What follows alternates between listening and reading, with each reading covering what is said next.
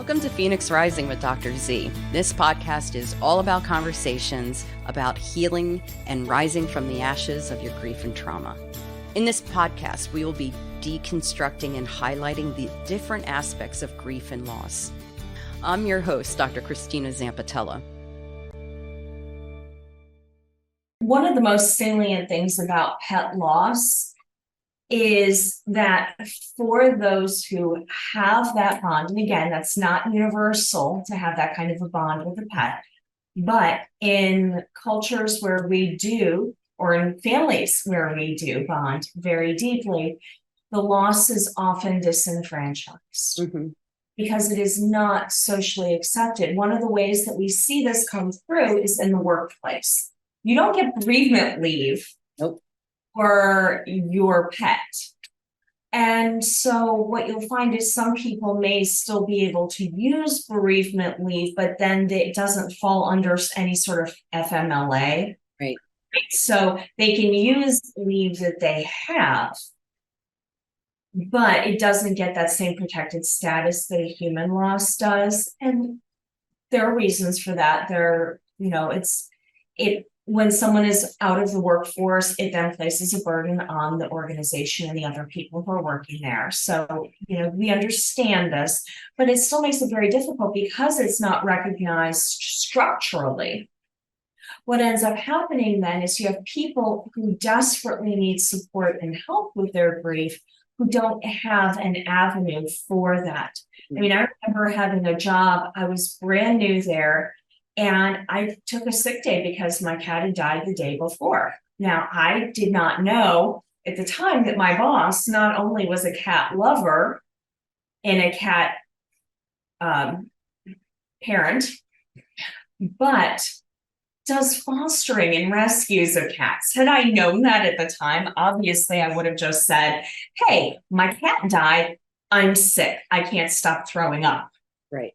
Instead, I just said, I can't stop throwing up.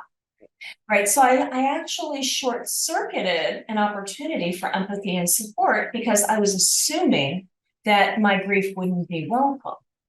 And so that's something that's really important to recognize, that we need to educate workplaces on the fact that this is a legitimate type of loss. And to recognize that even though there may not be federal protections in terms of bereavement leave, telling people this is a perfect opportunity to use your sick leave, right, if you have any, or at least not get in trouble if you're going to take leave without pay. Recognizing it is significant and it is important for that person to be supported. Now, this is where it becomes very difficult, is often the workplace doesn't have a policy. It's not even a thing. And then somebody loses their pet. And now that person who's grieving and already lacking emotional and cognitive resources due to their grief is having to educate their boss or the people around them on the experience, which is one of the things we can do, is we can be proactive in educating people on pet loss. This has changed significantly. This used to be something no one really talked about. Not only do we have journals and support groups and health groups and online forums, but we also have articles in the Washington Post and the New York Times. WebMD had an article on it. Oh, wow. All of these different articles on top of the research, because usually those articles are citing other studies, right, are highlighting the significance of this attachment and how devastating it can be when it is gone, when that pet is dead, and that attachment, then those bonds are stretched because the person's not there to reciprocate that affection. So finding ways to have continuing bonds. And recognizing that there's another area of pet loss we haven't talked about that yet, and that's when pets are rehomed. Oh, yeah. Okay. It can be very difficult because there can be significant guilt for abandoning the pet. There's often public recriminations. Yeah. There is guilt if anything happened to the pet, even natural causes related deaths. because you weren't there. There's this magical thinking that if I had kept them, I could have protected them.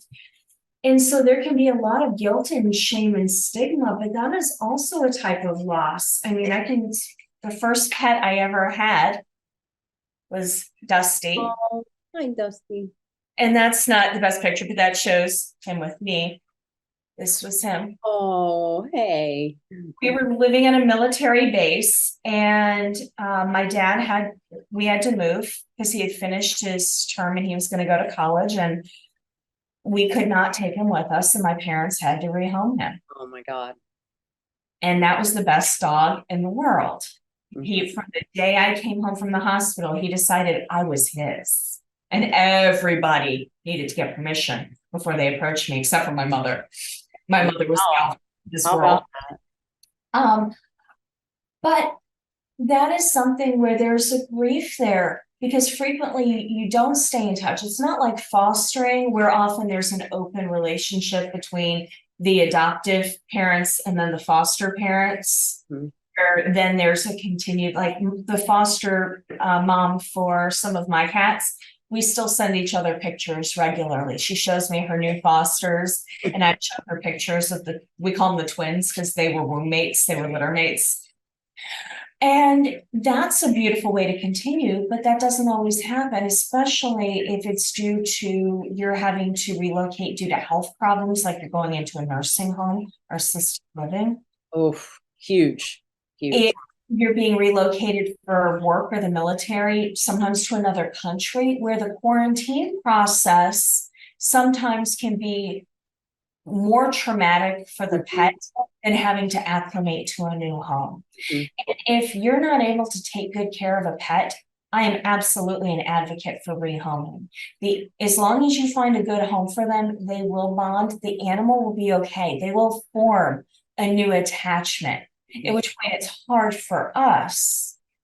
But what will sometimes happen is, instead of rehoming, people will let a very untenable situation continue to the point where then the animal ends up being euthanized because of behavioral issues.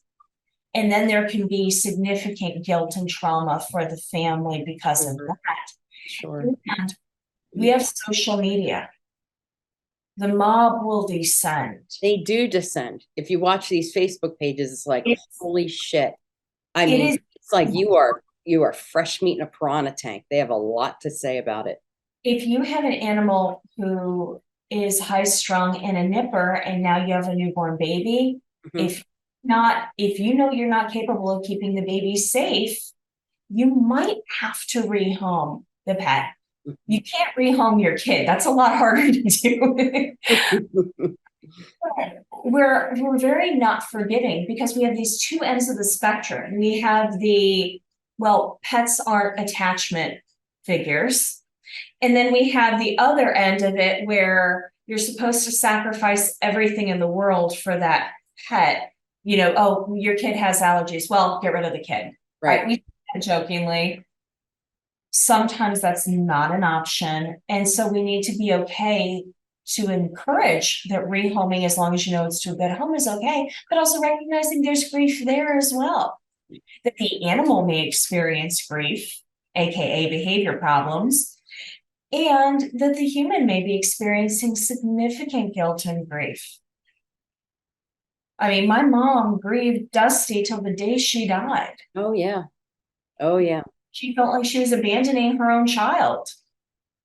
And so that's something that's really important to recognize, those losses. And so I think with that sort of forays back to, I remembered what I wanted to say earlier, talking about sort of publicly acknowledging grief over pet loss. There are some foster parents who have these amazing online platforms presence, where they share about their grief, especially those who do medical fostering, where you have a high needs animal. And so if you guys have never heard of her, the kitten lady, I believe she's in California. She's phenomenal. And she deals with high risk medical fostering. And so you get to see her talk about her joy in helping pets to new families, her joy when she's able to help them overcome medical needs, but also her devastation when it doesn't work and there's an animal who dies. And more saliently, and recently for her, she lost one of her cats. And she didn't unload everything, right? You need a place to heal. But she shared enough of her story that it made it okay for people to say how much it hurts. Tina, and I'm blanking on her last name, is another one. She's in the Midwest and she only does high risk medical fostering. And she had, the diaper duo, and her pets were just world famous because they were paraplegic cats. Oh. And she talked about her devastation when she lost Pippin. And when she lost Pippin's best friend, who was also a paraplegic cat. Wow. Who knew? You said something about animals grieving and all of that, the rehoming as well. But a lot of times I'll have two dogs at the same time. Right now, I have chosen to have my one dog who was paired with another dog that I had lost, with Nuka, who was a human in a dog body, and just very, very different than any other dog that I had. I was very attached to him. But when I had Nuka, before Akaya, who I have right now, I had Misu, because clearly I do not know how to name these animals. So anyway, so I had Misu, who's a golden retriever, and Misu and Nuka were very attached. Well, Misu died unexpectedly, and he was a golden retriever, and they tend to have a shorter lifespan and a lot of medical problems. And he was one of those dogs, like one of those animals that went to the corner of the backyard. And I did not know about that kind of, like, that's where they're often, taking themselves to die. So I'm getting all choked up. So I grabbed him. I called my best friend. I'm like, something's wrong with him. You got to help me. And she knew what was going on, but she still drove over to help me. But anyway, when Misu died, I brought Nuka over to the veterinarian so that he could see that, Misu had died. And I don't know if whether or not that hit him or not, you know what I mean, if that impacted him. But what did impact him, when we went home, I was sitting there, he had grabbed, this is going to make me cry, God damn it. He grabbed Misu's toy, went over to Misu's bed, put the toy down, scratched the bed, looked at me and whined. And I just started sobbing. Animals know when they have lost another animal in the house, how they express it. Like I said, he was a human being and this 120-pound body. And he knew, he absolutely knew. And I just never seen an animal express so directly the loss of, another animal that, they live with. Like I had another dog, Kobe. He was an actual therapy dog. And I used to bring him to work. And it did not occur to me that my clients were going to grieve at the same time I was freaking grieving. And I don't know why that didn't occur to me. I was young in my career. So now Akaya, and knowing that now still, I bring Akaya to the office. And Akaya is part border collie. So she'll go out to the waiting room. She will round up my client and take the client back to my office. And she'll do that with other people's clients. But she's not dog friendly. So two of my other employees have animals. So we have Tank Tuesdays, which is like this little Chihuahua, non-yippy, long-haired Chihuahua that belongs to one of my employees. So she brings him on Tuesdays. I've got Akaya there on Wednesdays and Fridays. And then we have Sadie Saturdays, and Sadie belongs to one of my other clinicians. And you know what? I think it's freaking cool. And I've never had anybody have any difficulty. We ask, are you okay with dogs or whatever? But a lot of times they're like, oh, where's Akaya if I don't bring her in? And a lot of times Akaya is looking at me when I'm on my way out, like, we're going to work, right? Like, that's what we're supposed to be doing right now. And I'm like, dude, got a doctor's appointment after work, can't bring in. So I think we got to remember that, the animals do recognize each other's loss, that rehoming, like you said, rehoming can be extremely traumatic in some ways. Like, oh, I've had to move. I got a divorce and now I got to move into this apartment, and the apartment only allows one animal. And now I have to choose between my two freaking cats, or I'm going to figure out how to hide my second cat because there's no damn way I'm not taking my cat. So, or you know what I mean? Like, there's a lot of reasons why it happens. Absolutely. I mean, those are all incredibly important components. And you also brought up something that made me think. One of the things that I think with the guilt when we do have to euthanize that is so devastating, when you have a human who is considering whether or not to engage in additional medical treatments. Mm-hmm.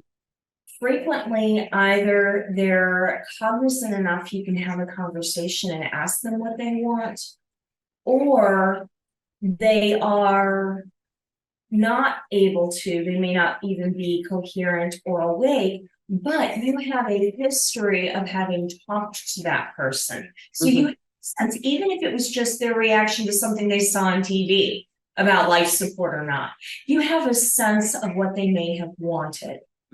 With animals, we can't have that conversation.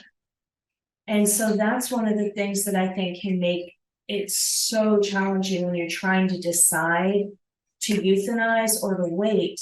And in both ends, we always regret what we didn't do, right? So frequently we'll regret it if we euthanize. Well, maybe I should have just held out a little bit longer. One more day. One more conversation with myself. Absolutely. And then on the other end, there are people who struggle with, did I wait too long? Mm-hmm. Because then you know that they were suffering. And so balancing reality with our own expectations, that is a hard thing to navigate and to forgive ourselves. And for other people, when we put our grief out there, to forgive us. I would say I'm a big proponent of, if you're grieving, don't put it on social media. If you have a controlled group, like a small forum, or you have a lockdown page where only people who love you and know you can comment, that can be a beautiful way to get support. But putting it out there for the world to see, if you're still raw, may not be in your best interests. You have to look at protecting yourself and what is going to cause you more hurt. Because when you're grieving a loss, when we're in the midst of it, everything everyone else says can and will be used against them in a court of emotion. Yeah. I am always very, very polite with anybody who's in the customer service industry. I can only think of one time where I was ever short. And even then I told the person, I'm not mad at you. This isn't your fault. It's not directed at you. I'm mad. This is a policy that is stupid. Right. And I was saying goodbye to my cat. This was during COVID time. They wouldn't let you come in for anything except for if the animal was dead or being euthanized. You could then come in and say goodbye. That was it. It was an emergency hospital. Go in to say goodbye because she had died while they were trying to help her. She had kitty cat stroke, and it started seizing. And so we're allowed to come in. She'd already died. I mean, at that point, I'm pretty sure she was gone when she was in my arms when I handed them to her through the car window. And so my husband and I go in, and he goes out to tend to the bill. And I'm sitting there holding hope. Well, no one else is in the room. I take off my mask to kiss her goodbye because she was my cat for 18 years. By God, I was going to kiss that cat goodbye. And the young woman who was working there comes in. You can't take your mask off. Oh my God. I would have slapped the mask off her face. I did not raise my voice. I did not cuss. I did not get physical. I just said, well, my cat is dead. I needed to kiss her goodbye. And I can't exactly do that with a mask on now, can I? If you're worried about germs, there's the door. For you. You go. And she's just like, well, you're still supposed to keep it on even when no one's in the room. And you're at an emergency vet, like of all the places, you know what I mean? I said, I don't care about the rules. And I kissed my cat again, said goodbye to the cat. It was Poke, pulled my mask back on, and left. And, she wasn't trying to be harsh, but in that moment, I was furious. Well, she handled it a little bit different, Rebecca. I mean, she really could have done it a little bit more sensitively. All she could have done is backed out of the room and said, you're supposed to have your mask on. I'm going to leave. Please knock on the door when you've got your mask back on. Problem solved. Yep. Easy peasy. But again, that's the kind of thing after the fact. So just recognizing that in the moment, things will be very hurtful that were not necessarily intended to be hurtful.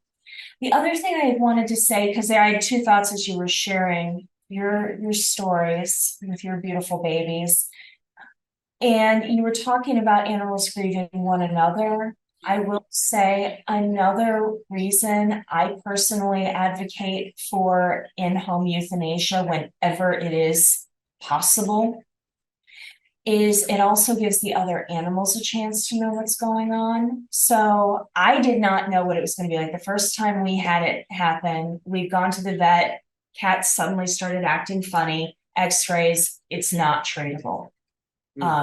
Entire midsection was filled with tumors. She had just had blood work done 2 months before, seemed perfectly healthy, no indicators of anything. So we take her home because we're like, we're going to do this at home, not at the vet's office where she hates being. We bring her home and I'll find someone who's willing to come over that afternoon because at that point she was in excruciating pain. And not only did this vet talk through everything with us, but one of our cats who had been tortured by the other cat, so they weren't the best of friends. They liked each other, but they would give each other some respect. Simi comes over and she wants to see what's going on with her big sister Alpine. And so the vet, as she's explaining, okay, this is the first injection we're going to do just to relax her. And Simi comes over, she lets Simi smell everything. And so she's actually, it was almost like Simi was another child and she was explaining to us, but she's showing Simi and letting Simi be a part of the whole process. And then Simi curled up and sat sentry until Alpine died. Oh. No. And our other cat, who was close to Alpine, they would snuggle together, was in the other room. So before the vet took her out, she actually went over and she let Poke smell Alpine. Mm-hmm. Hey, your buddy is dead. Yeah. Yep. And took her away in this beautiful little basket with a baby blanket, like a receiving blanket, it looked like a little bassinet.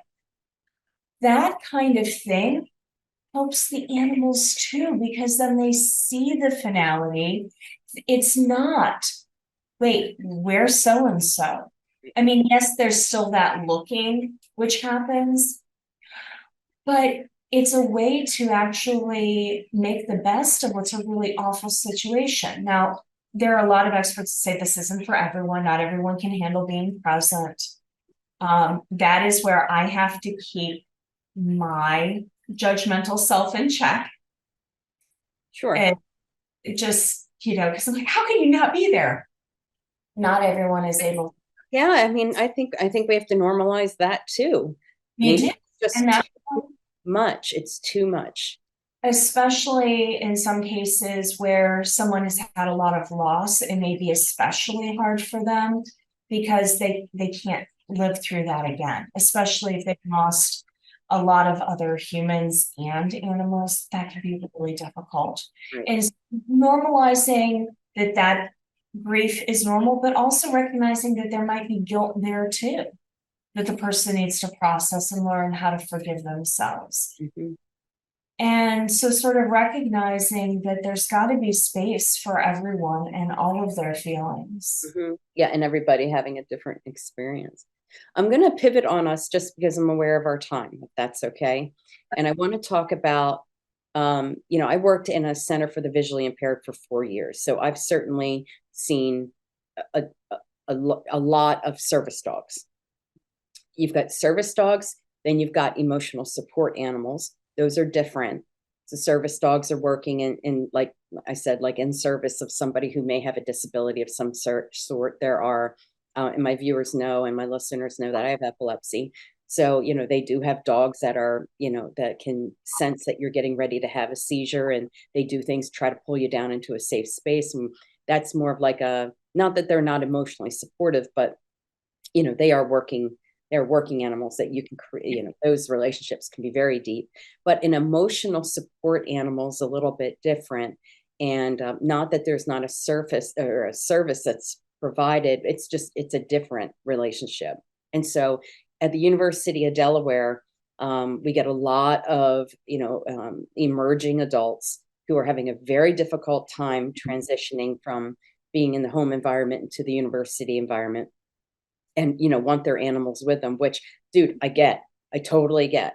But I also get the fact that sometimes if they have an emotional support animal and they're also trying to navigate the like the psychosocial component of being in college, now their cat is there, and now their cat's alone all night because they decided that they were going to go out with their friends overnight, and then the cat and the dog or the cat, if they're left there, isn't necessarily supporting them, or it precludes them from having to navigate the launching process and having to learn how to attach to other people because they just feel, that that's their safe attachment in the space. Yeah. So this whole writing a letter for an emotional support animal, like we've had conversations here in the Delaware Psychological Association of a lot of people being hands off with this decision because there has to be permission, right? So I have decided on my end, as much as I understand I would like to have taken my dog or my cat to, school with me.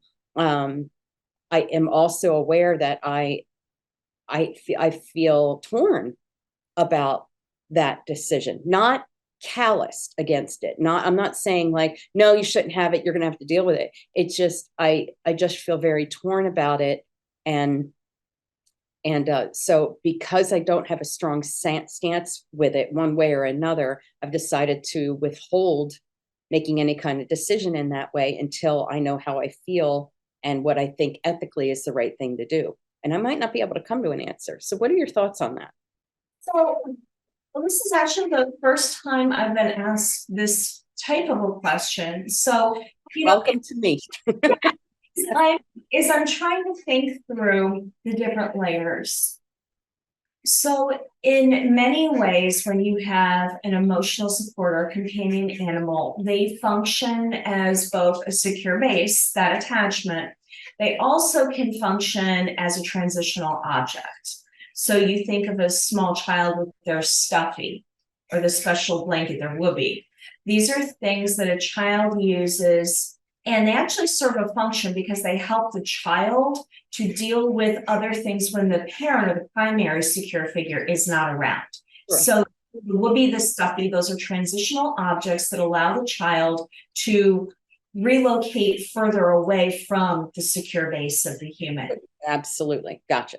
And absolutely, that can be a challenge because when we're talking about someone going away to school and wanting to bring their animal, that makes even more sense if you think of it in the language of a transitional object. Absolutely. Yeah, not that animals are objects, but self-object needs inventory can be used on humans too, right? So one of the things that I think that's really important is to recognize that scaffolding, that transition needs to occur before you go to campus or before the 2 weeks when you're doing move-in.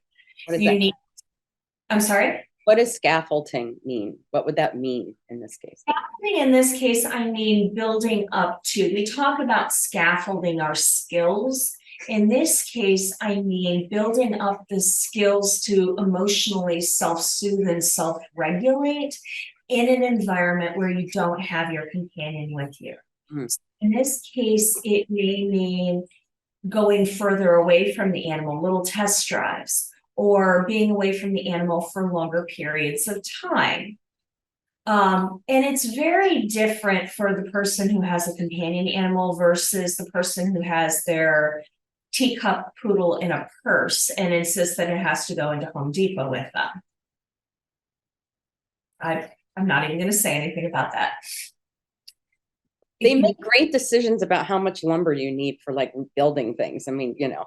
If I could have my cat help me pick out paint color, you know, tap the right ones. Probably would be better at it than me. So I mean, it can't get any worse. No, that's not true. I've seen your office. You have beautiful space, but a companion animal is different. So this is not someone, and I think that's where for administrators that can be difficult because the administrators are having to toggle different components. One, do you have any allergies or any phobias of animals in the dorm environment? Two, there can be health issues or concerns, especially if you have an environment where then it's a dog and it has to go out, has to go for walks, getting in and out of the dorm. That can be a complication. Animals need space.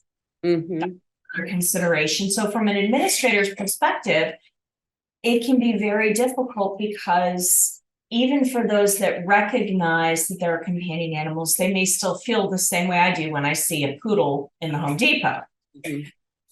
But there are those who do recognize the importance of that companion animal, and they absolutely want to support the student, but also recognizing they can't because it's not safe. It may not be safe for the other humans, the other students. It also may not be safe for the animal. Yes, you can put a cat in a dorm room, but the likelihood of them escaping through a window or a door is much higher. Finding a cat on a dorm in a dormitory environment would be much, much harder. So it is not necessarily safest for the animal. And I think that's where talking to the young adult, the different pros and cons, and recognizing it could actually be traumatizing for your companion to be in that environment.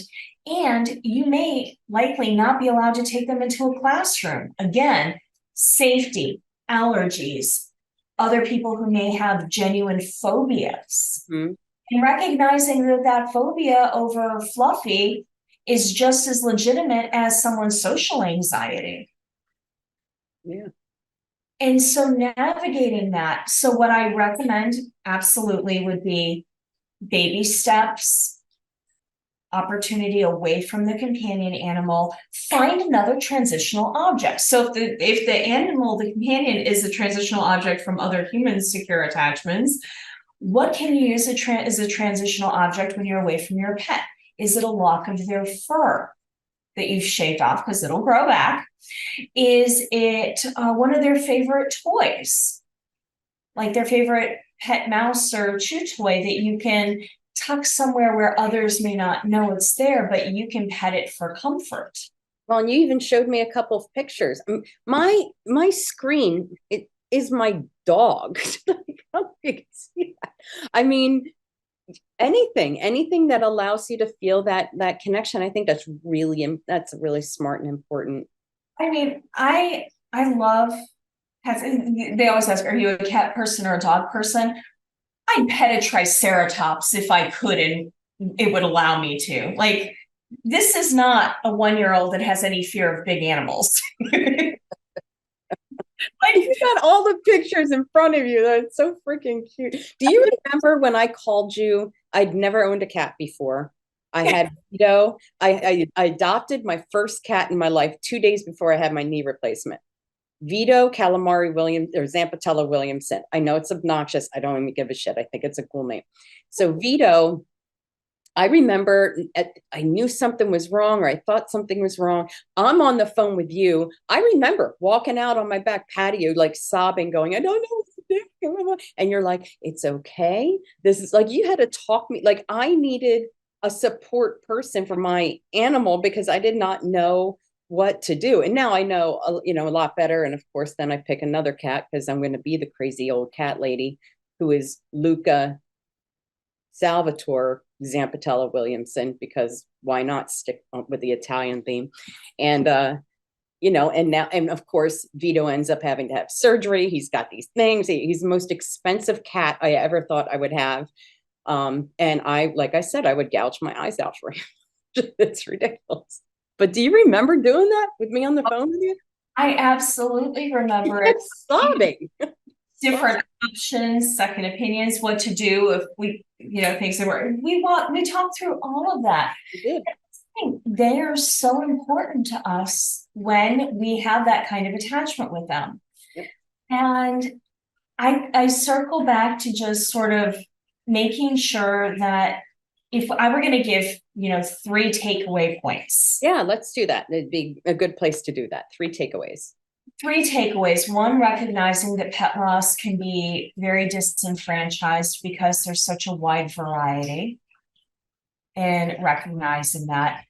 The second would be validating your feelings of guilt and horror and the piercing pain that can come from your pet loss that may be very different than when you lose a human. Not that the grief is more, but there is a cutting edge that can come from the guilt because we're their caretaker and often we can't predict what's best.